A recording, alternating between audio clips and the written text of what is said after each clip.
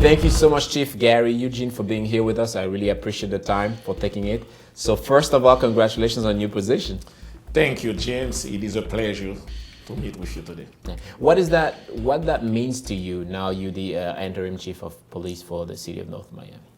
The number one reason is to look at it not as a self-achievement, but rather a model for the youth, for the newer generation that will be following me at a later date. Wonderful. So you've been with the force for more than 30 years, is that correct? Exactly. And my first 27 years, I spent them with the city of Miami. In 1985, becoming the second Creole speaker of the force. In 1985, we were only two police officers of Haitian descent. And from there, the rest is history. I took the sergeant exam in 1994, got promoted to sergeant. 2 years later, I took the lieutenant exam, becoming at that time the first Haitian-born police lieutenant for the city of Miami. And later on, 2 years later, I took the captain exam. And when I was promoted to captain in 1998, not only I was the only Haitian with that rank, I was actually the only African American for the next 2 years as a captain for the city of Miami. Understand, after the captain position, everything else is basically an appointed position. And eventually, 5 years later, in 2003, I was appointed as commander for the city of Miami. And a few years later, for a reason beyond my control, I had to take an early retirement from the city of Miami as a police major. And I thought it was going to be it for me. And I was very fortunate to get a phone call from a previous chief of police to inviting me to join the North Miami Police Department, and here I am in 2016. And obviously we know the North Miami City we have a large Haitian community there. What does that mean to you now? You'll be able to interact directly with that Haitian community. Do you feel there's going to be a better trust, I would say, between the North Miami Police Department and the community? I consider that fact to be perhaps a great opportunity for myself. The transition has been very smooth because I've been dealing with the Haitian community from day one as a young officer for the city of Miami. So actually, I will consider the city of North Miami to be the new little Haiti of Miami-Dade County. So therefore, it wasn't an issue for me moving from Miami to North Miami. Actually, it is considered just a lateral move, I will call it. Some of your colleagues say North Miami Police Department is an extension of the families. How would you describe the police department that you're now leading? You are right in that sense. It took me a while to really understand it. I came from a department of perhaps, if you have to include the civilian, almost 2,000 people, to a much smaller police agency. In a sense, like, you talk to the officers not by their title, not by their last name, actually by their first name. And you know when someone has to take a time off just for some personal issue. You know when every police officer has to take the time off because that's his or her birthday. You have to make sure that you call that person while he's home, let him know, give him the best wishes. So it took me a while to understand that transition. Actually, it should be the only one, I will say, that was very intriguing to me. And not only this, it's the closeness between the police departments and the elected official. I was very fortunate in that sense. That's how I've been knowing the mayor, Dr. Smith-Joseph, for quite some time, prior to me joining the North Miami Police Department. So therefore, what allows me to be so successful, especially after his election, is the fact that we share the same vision for the community, the same love for the youth, for our extended family per se.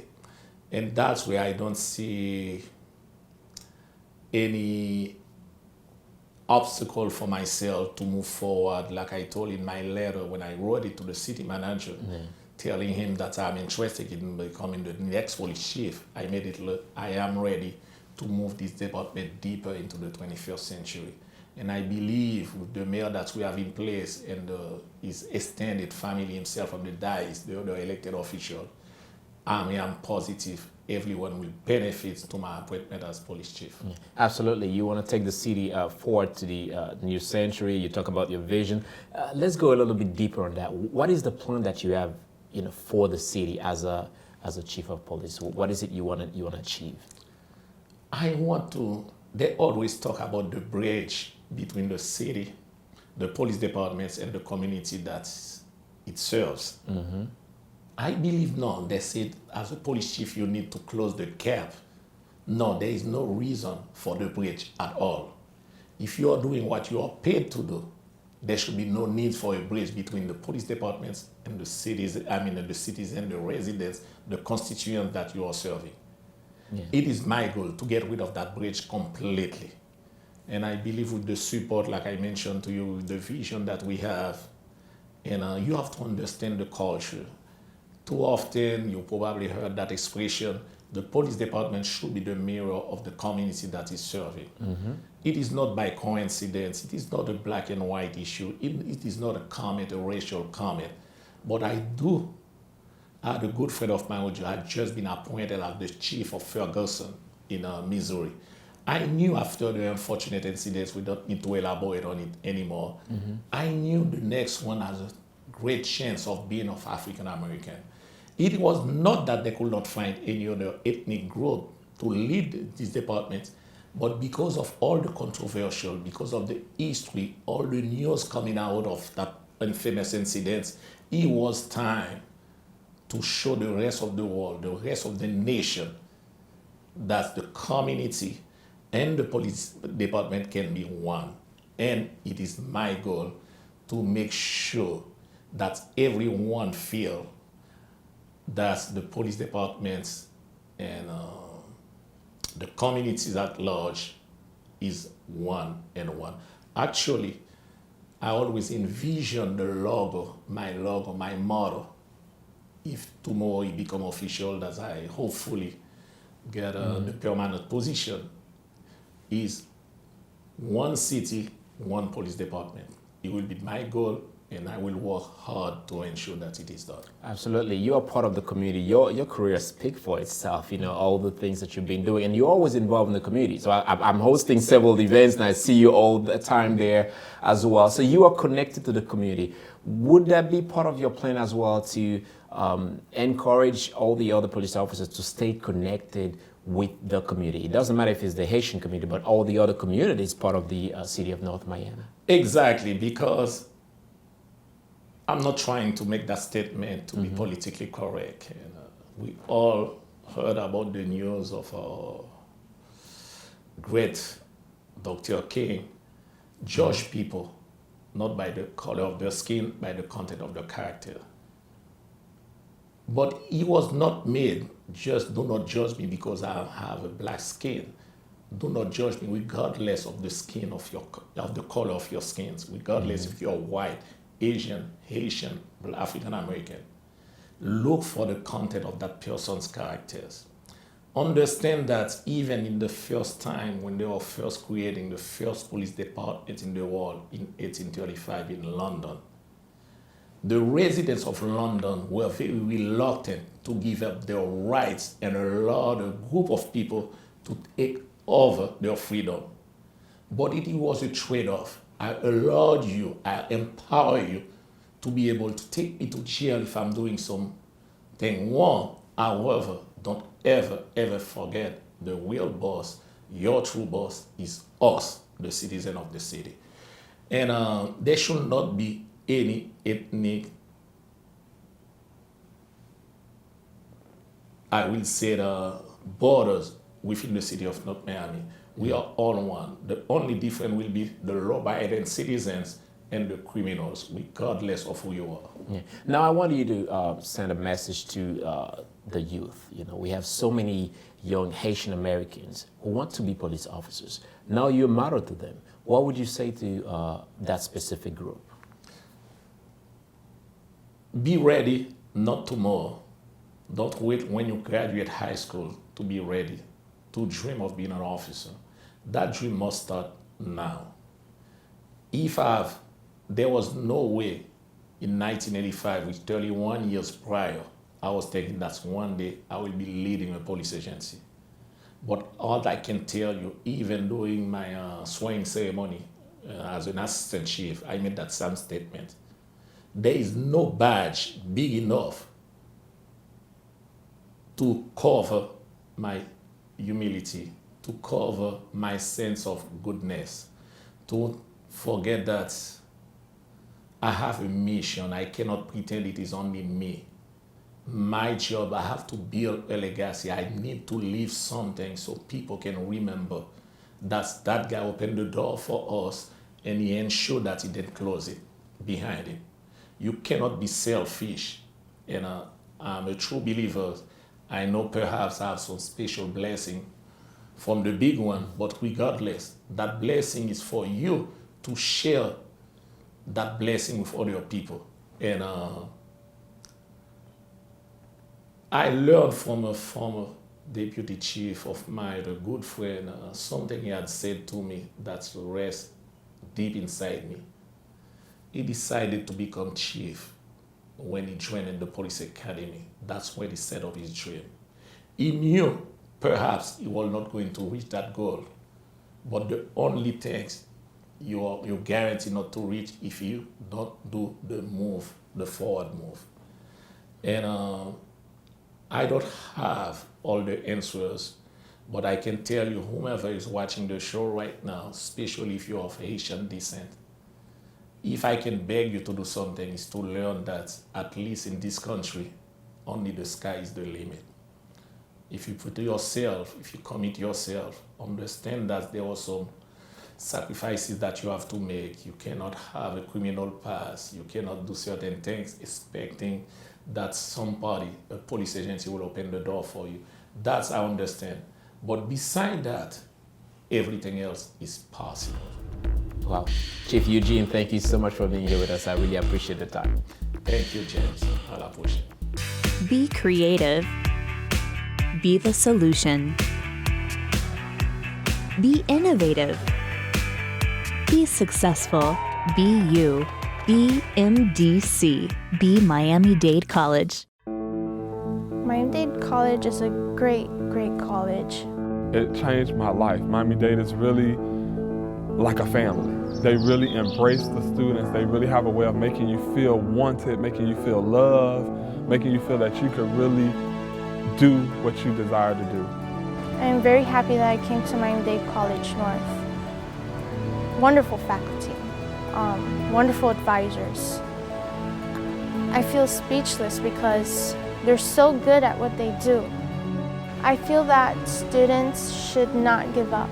They should become someone. They should be in a major that they love. And Miami-Dade really, has made a huge impact on my life for the better. I feel that everyone should do that. Everyone should take that extra step and continue their education. Come here to Miami-Dade. Miami-Dade is great.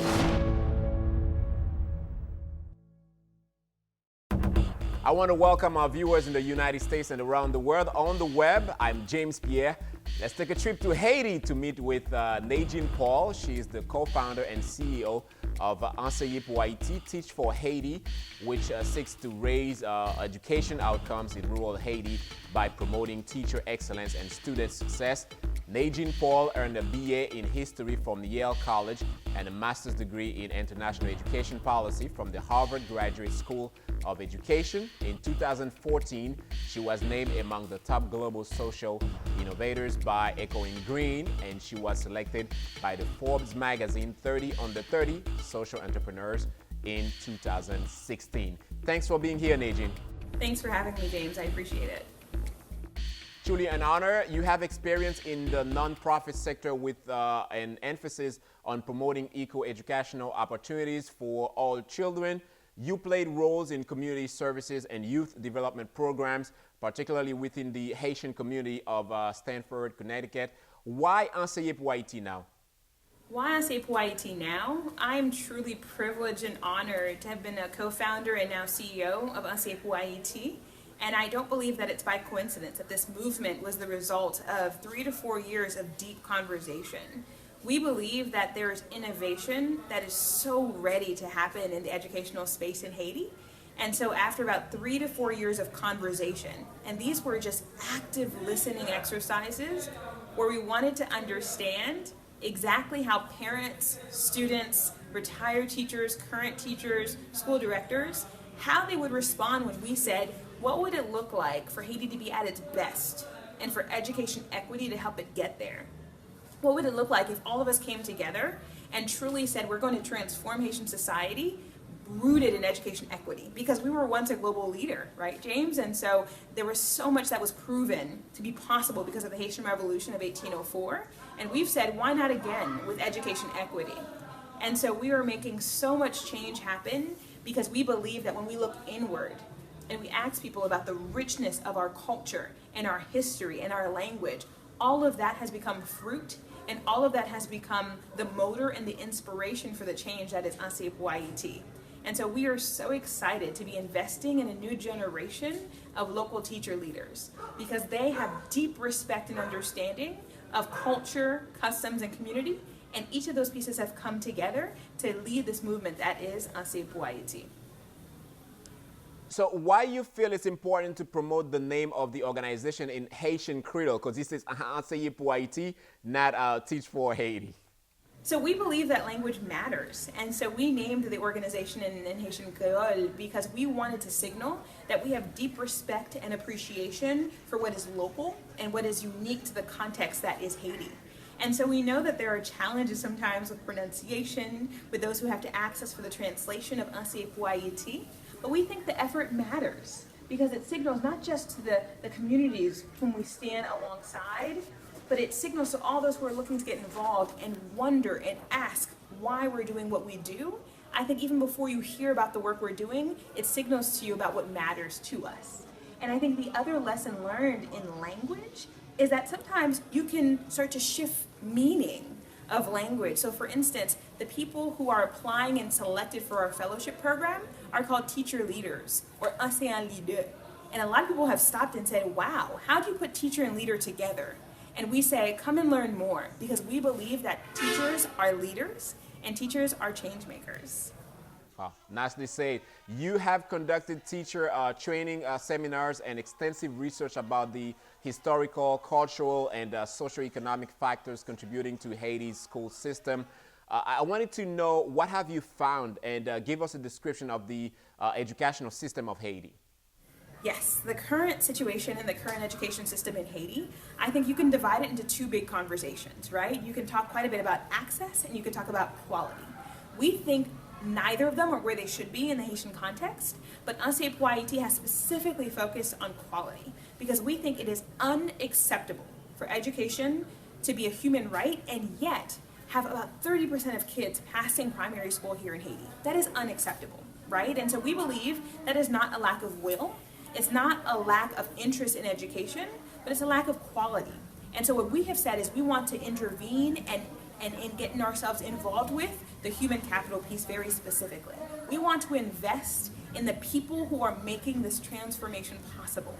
So what would it look like if we were to invest in the knowledge and skills and mindsets of local leaders so that they could lead change in classrooms and in communities? The other aspect of the educational system is that there are too many disparities between rural and urban contexts.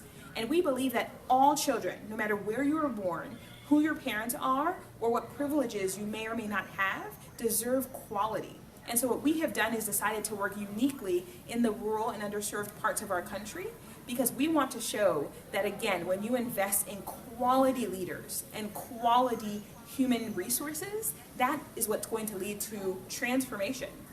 And we realize that it takes quite a bit to truly lead to great education, whether it's technology, construction, supplies. But to be honest, All of those things won't lead to the impact you're looking for if the human resources are not in place, right? And if you haven't invested and appreciated and truly equipped those who are in the classrooms every day to lead the transformation that they're capable of doing. And so I think access and quality are two big crises that are happening in Haiti right now, but it's absolutely possible to lead to change, and we're excited that our teacher leaders are doing just that. I have to say that the situation is totally different in Haiti. So I want to, going to the countryside of Haiti pose a real challenge. So why don't you share with our viewers some of the challenges your organization is facing right now on the ground? Yes, so I appreciate that we're getting some great appreciation and recognition and publicity about the impact that our teacher leaders are making. Everything from classrooms that we're going from 40 to 50% achievement to 100% of kids achieving on grade level, or even the cultural transformation, right, of kids coming to school and feeling so excited and joyful to be in a classroom that recognizes them as future leaders and as citizens of this great nation that is Haiti. But at the same time, there are challenges. The challenges include infrastructure, right? And so when you work in rural parts of the country, even just accessing some of the places where we work is so difficult. Or sometimes you're dealing with the instructional piece and the way that children are cared for in your classroom, but there's a whole other set of circumstances that make it difficult to do your job well, whether it's nutrition, clean water, or housing. And so I think some of the challenges that we face, we realize that Anseye for Ayiti is not looking to be the sole solution to these problems. So what we have decided to do is absolutely have partnership at the heart of what we do. And so we want to do what we do very well and go deep into the niche of leadership development and investing in a new generation of leaders. But we also want to work in partnership with other local agencies and initiatives who do what they do well, so that the entire microcosm and universe that is a great school can be the result of great partnership and allies who do this job well. Wow, what a wonderful job you are doing in Haiti. Thank you so much, Nedgine Paul, for being here with us. Thank you so much for having me, James. I appreciate it so much. I think this movement is only going to be successful if we continue to work in partnership with allies and great contributors who believe that this is possible.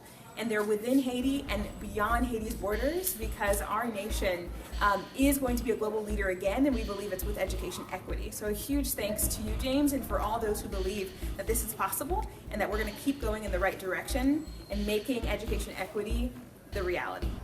Thank you.